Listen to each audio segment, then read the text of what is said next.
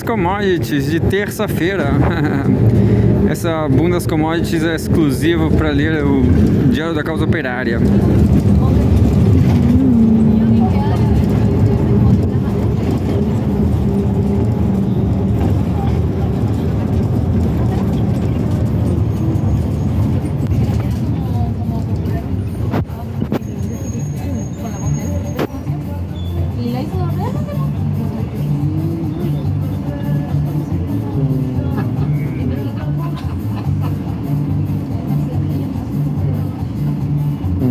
Como sempre, o que eu vou priorizar notícias sobre o Brasil.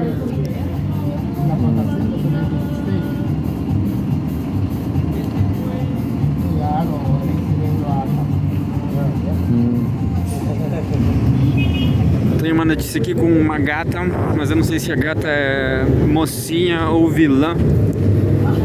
Vamos ler agora. Editorial: em defesa dos perseguidos políticos, vítimas da ditadura judicial, vai desde a extrema-direita bolsonarista a ativistas conhecidas como, entre aspas, feministas radicais. Publicado em 28/10.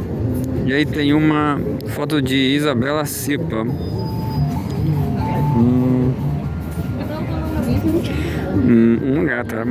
Uma gata. O caso da feminista gata, brincadeira, o caso da feminista Isabela Cepa, forçada ao exílio e agraciada com asilo político na Europa, é uma das incontáveis provas de que o regime político brasileiro se tornou uma ditadura monstruosa. Processada por questionar o sexo de uma figura pública, Cepa se viu obrigada a pedir asilo político na Europa. O fato de o asilo político ter sido concedido demonstra que a própria Europa, com sua onda de censura, considera a situação brasileira ainda mais repressiva. A perseguição não cessou. Após a Cepa vencer uma ação do Supremo Tribunal Federal, STF, estão chamando ela de você. Provavelmente é uma camarada de uma mulher. Eu acho isso porque os homens em geral, ou talvez os homens no Chile, cara. Aqui no Chile tem uma divisão de sexo, divisão de gênero muito pronunciada. Então o homem não fala de você, a mulher, entendeu? É muito esquisito. Mas enfim, esses mangolão, é um país mangolão, cara. Eu não curto não, mas vamos lá. A perseguição não cessou. Após a Cepa vencer uma ação no Supremo Tribunal Federal, STF, a deputada federal Érica Hilton, do PSOL de São Paulo, responsável pelo processo contra a feminista, entrou com um pedido de indiciamento contra outra pessoa pelo mesmo tema. A insistência persecutória revela a motivação política e ideológica por trás da ação judicial. O absurdo atinge seu ápice quando se observa que o processo se fundamenta em críticas a uma frase de Simone de Beauvoir. Como pode a crítica a uma pessoa já falecida configurar injúria? Não há bem jurídico a ser protegido. Este segundo processo, mais do que o primeiro, é a confissão de que se trata de uma perseguição puramente ideológica, de que há procuradores e membros do Ministério Público motivados a perseguir aqueles que ousam divergir do pensamento identitário hegemônico. Ao mesmo tempo, surge a notícia de que a mesma Érica Hilton alocou R$300 mil de verba pública para uma organização cuja função é vigiar a internet com inteligência artificial para detectar, entre aspas, pronunciamentos negativos e abrir processos. O dinheiro que deveria ir para a saúde e a educação, caindo aos pedaços, é canalizado para a censura, para a criação de uma máquina de perseguição em larga escala. Interessante o terça-feira, hein? Essa construção de leis de censura segue o método do sionismo internacional, que trabalhou para impor as leis de racismo e injúria racial no Brasil. A lei de injúria, que não protege bem jurídico algum, já que a sensibilidade ofendida não é um bem, existe unicamente para defender de críticas às pessoas que detêm o poder de processar, quando um mero comentário pode levar à cadeia por 5 anos. Estamos, de fato, em uma ditadura judiciária. A loucura e a arbitrariedade chegam a tal ponto de que o caso de Felipe Martins, ex-assessor de Bolsonaro, revela o espetáculo do surrealismo jurídico. Acusado falsamente de viajar aos Estados Unidos para conspirar e tendo o registro de entrada comprovado como forjado, ele é agora acusado de ter simulado a viagem para os Estados Unidos, de ter forjado a sua própria entrada. É hora de reagir. O primeiro passo para isso são 2 iniciativas. A primeira é a constituição de um comitê contra a perseguição política. A segunda, e que deve ser tratada em particular pela sua urgência, é a criação imediata de um comitê dos perseguidos pelo sionismo. Um levantamento rápido já identificou mais de 40 processos movidos por essa máquina. Fizeram dever de casa no PCO. O Rui falou isso aí, que tem muita gente perseguida. E, bom, também eles deveriam fazer o dever de, se não me engano, ele também fez o mesmo comentário de gente a qual o medicamento contra o câncer é negado, né? Então, eu acho que vale a pena fazer isso, vale a pena fazer uma campanha também por isso, uma campanha política, né? Mas, enfim... A segunda, e que deve ser tratada em particular pela sua urgência, é a criação imediata de um comitê dos perseguidos pelo sionismo. Um levantamento rápido já identificou mais de 40 processos movidos por essa máquina. É preciso organizar a luta contra essa investida criminosa que visa calar toda e qualquer crítica ao Estado de, entre aspas, Israel e aos seus crimes, sob pena de censura e perseguição. Eu nunca entendo porque Israel está sempre entre aspas.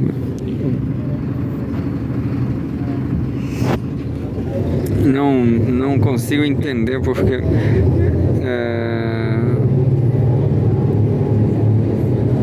E aqui tem outra notícia. Mais uma feminista perseguida por Erika Hilton. Assim, é doido, né?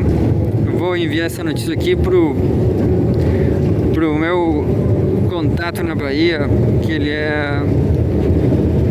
Acho que o povo, como meu amigo aqui, o povo é meio tarado, eles gostam de travesti.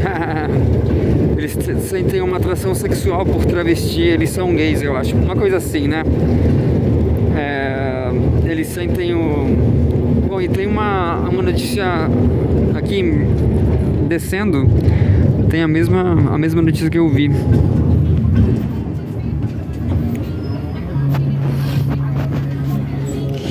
Então é isso, Brasil. Mais uma feminista perseguida por Erika Hilton. A ativista paraibana foi denunciada pelo MPF por ter falado no X em 2020 que, entre aspas, mulheres trans não são mulheres. E tem uma foto da Erika Hilton que tem cara de homem. Eu conheci uma equatoriana aqui no Chile, mais negra que a Erika Hilton, que tem mais cara de homem que a Erika Hilton. Tem mais um caso de mulheres feministas sendo perseguidas pela mulher trans e deputada federal Erika Hilton. O Ministério Público Federal denunciou uma ativista paraibana por publicações em sua página no X, feitas em dezembro de 2020. Em uma delas, a ativista criticou o identitarismo, afirmando que, abre aspas, a gente fala que mulheres trans não são mulheres, porque obviamente nasceram do sexo masculino. E os transativistas falam que feministas radicais não são gente, não são seres humanos. Imagina acreditar num feminismo que desumaniza mulheres. Em outra publicação, ela compartilhou um vídeo em que Bronwyn Winter, professora emérita da Universidade de Sydney e especialista em estudos de gênero, no registro docente australiana comenta a famosa frase: "Não se nasce mulher, torna-se mulher". Simone de Beauvoir, filósofa francesa do existencialismo, no vídeo, a professora afirmou que, entre aspas, uma pessoa que se identifica como transgênero mantém seu DNA de nascimento. Nenhuma cirurgia, hormônio sintético ou troca de roupa vai mudar esse fato. Apesar de as informações terem sido publicadas por órgãos de imprensa recentemente, a denúncia do Ministério Público Federal data de fevereiro deste ano, de 2025. Ela já foi assinada pelo procurador José Godoy Bezerra de Souza, do MPF da Paraíba, tendo sido aceita em abril pelo juiz Manuel Maia de Vasconcelos Neto, da 16ª Vara Federal, 16ª Vara Federal de João Pessoa, conforme noticiado pelo portal de notícias Revista Oeste. Referido órgão de imprensa também informou que a ativista feminista foi denunciada com base na Lei do Racismo, Lei 7.716 de 1989. Conforme os artigos 1º e 2º desta lei, entre aspas, serão punidos na forma desta lei os crimes resultantes de discriminação ou preconceito de raça, cor, etnia, religião ou procedência nacional. Em 2019, aprofundando o caráter já repressivo da lei, o Supremo Tribunal Federal equiparou homofobia e transfobia a tais crimes. Em 2023, foi acrescentado um novo crime à lei, sendo também considerado racismo, entre aspas, injuriar alguém ofendendo-lhe a dignidade ou o decoro em razão de raça, cor, etnia ou procedência nacional. Isso aqui nunca vai ser, no Brasil isso aqui nunca vai funcionar, cara, porque o Brasil é muito indecoroso, muito classista. Conforme a referida lei ditatorial, a pena para tais crimes é reclusão, prisão de 2 a 5 anos, mais multa, podendo a pena de prisão ser aumentada pela metade se o crime for cometido mediante concurso de 2 ou mais pessoas. Revista Oeste e Metrópolis também noticiam que a mulher trans Erika Hilton, que sequer foi mencionada nas publicações, consta como vítima no processo, deixando a situação ainda mais absurda. Desde julho, a deputada atua como assistente de acusação, ou seja, ela pode acompanhar o caso e protocolar manifestações em apoio ao MPF no processo. Por estar sofrendo de problemas psicológicos, possivelmente por causa da perseguição política, a identidade da ativista feminista não foi divulgada. Ela não é a primeira feminista vítima de Erika Hilton e do identitarismo trans. Em 2020, a ativista Isabela Cepa foi denunciada por transfobia simplesmente por ter dito que Erika Hilton era um homem. A mulher mais votada é homem. Por causa deste processo persecutório, ela teve que ficar refugiada fora do Brasil. Recentemente, no início de setembro, o STF, na pessoa do Gilmar Mendes, determinou o arquivamento do processo. No entanto, conforme denunciado por Cepa em sua página do X, ela está sendo processada novamente, tendo sido incluída na denúncia do MPF contra outra ativista. Ela informa que, entre aspas, violando princípios da nossa Constituição Federal e do tratamento internacional dos direitos públicos e cívicos, estou sendo processado novamente pelas mesmas postagens que levaram à decisão do Supremo Tribunal Federal de arquivar meu caso, fecha aspas. Cepa informa ainda que, abre aspas, a investigação está sendo conduzida pela Polícia Federal Brasileira, nosso FBI, e por mais de 5 meses meu acesso aos autos está negado, acrescentando que, entre aspas, agora estou seguro sob proteção internacional, mas as mulheres que retuitei também estão sendo processadas. uma delas sofre de graves problemas de saúde mental e podem pegar até 5 anos de prisão. No Brasil, a deputada mulher trans Erika Hilton é uma das, se não a principal, correia de transmissão do identitarismo trans, política do imperialismo através do qual a liberdade de expressão e demais direitos democráticos vêm sendo destruídos, e o caminho para uma ditadura abertamente fascista vem sendo pavimentado. Isso daqui é uma hipótese bastante assertiva no caso do Brasil, porque ele diz aqui: e o caminho para uma ditadura abertamente fascista vem sendo pavimentado. E antes ele fala: política do imperialismo através do qual a liberdade de expressão e demais direitos democráticos vêm sendo destruídos. Mas isso aqui não é uma análise universal sobre ser ou não ser, sobre a sexualidade, sobre a transidentidade. Isso aqui é uma análise de 2025 no Brasil, né? Assim, eu vou falar minha opinião agora. Eu acho que pra começar, eu não me importo, cara. Eu, particularmente, eu gosto de brincar com um gay, cara. Quando eu não sou gay, mas quando tem alguém gay que se veste de mulher, não sei se não importa se a pessoa... Na verdade, eu acho mais saudável. Acho que é um pouco... Eu tenho a impressão de que é um pouco doentio. Aqui, as pessoas trans em geral, elas são pessoas assim meio negativas, né? É isso que eu acho. Assim, não dá pra brincar com uma pessoa trans, entendeu? Agora, dá pra brincar com uma pessoa gay, entendeu? Se a pessoa é gay, só gay, não é trans, você pode brincar com ela. E, tipo assim, aqui no Chile, hoje, por exemplo, eu mandei um beijo pra um gay que tem ali. Acho que ele não se ofendeu, mas as pessoas trans são mais sérias, entendeu? Mas enfim, tem outro gay que me deu um beijo assim pra... Acho que gay em geral, eles são safados, né? Eles gostam de... Eles são, como se diz em inglês, sex positive. São positivos enquanto ao sexo, entendeu? Eles brincam com relação a sexo, né? Como homem em geral também. Mas tem de tudo na vida, né? Tem de tudo na vida. Agora, na minha opinião também, eu tô de mãos dadas como um casal gay. Eu e o pessoal estamos de mãos dadas como dois gays.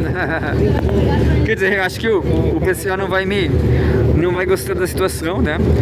Também, né, um abraço por trás também não.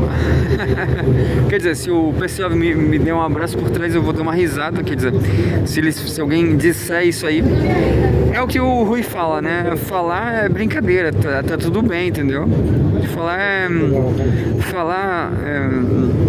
Não lembro exatamente o que o Rui falou, mas na Grécia Antiga já teve uma separação, né? De que fala não é fato, né?